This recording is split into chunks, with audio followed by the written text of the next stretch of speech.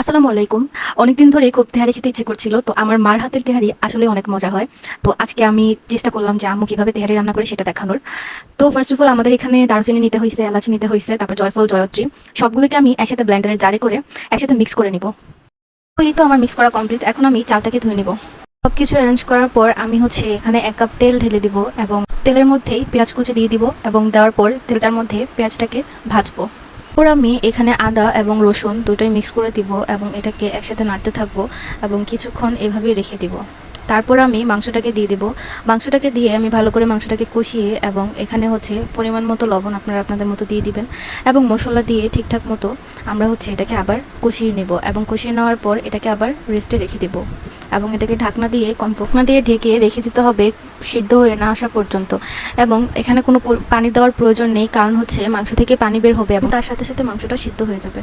আসলে জানি না, পৃথিবীতে যেখানে যত খাবার খাই, যত যাই খাই, মার হাতের রান্নায় যেন একটা অন্যরকম একটা স্বাদ থাকে, যেটা কোথাও পাওয়া যায় না। তো এই তো আস্তে আস্তে মাংসটা হয়ে গেছে। এখন আমরা এটাকে একটা বোলের মধ্যে নিয়ে নিব, কারণ এখানে তেলটা কিন্তু পুরোটা নেওয়া যাবে না, কারণ আমরা তেহারিটা রান্না করার ক্ষেত্রে সেই তেলটা দিয়ে আবার আমরা একই তেলের মধ্যে এবং একই কড়াইতে আমরা যে মাংসটা ভাজছি সেখানে আবার আমরা চালটা দিয়ে দিব। এখন এখানে এই তেলটার মধ্যে আমরা চালটা দিয়ে চালটা ভাজবো এবং কিছুক্ষণ ভাজা হয়ে গেলে তারপর আমরা এখানে পরিমাণ মতো পানি দিয়ে দিব।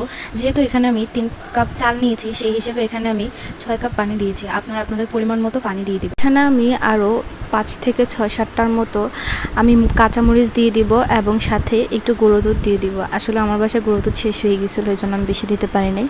আপনারা চাইলে একটু বেশিও দিতে পারেন, তাতে করে আরও বেশি ভালো লাগবে। এই তো এখন রাইসটার সাথে মাংসটা মিক্স করে নিব এবং মিক্স করে নেওয়ার পর আমরা 10 থেকে 15 মিনিটের মতো দমে রেখে দিব এবং আমাদের তেহারি রেডি হয়ে যাবে। By the way, thanks for watching. বাসায় একবার হলো ট্রাই করে দেখবেন এবং এরকম আরও ভিডিও পেতে আমার ফেসবুক পেজটিকে ফলো দিয়ে পাশে থাকবেন। ধন্যবাদ।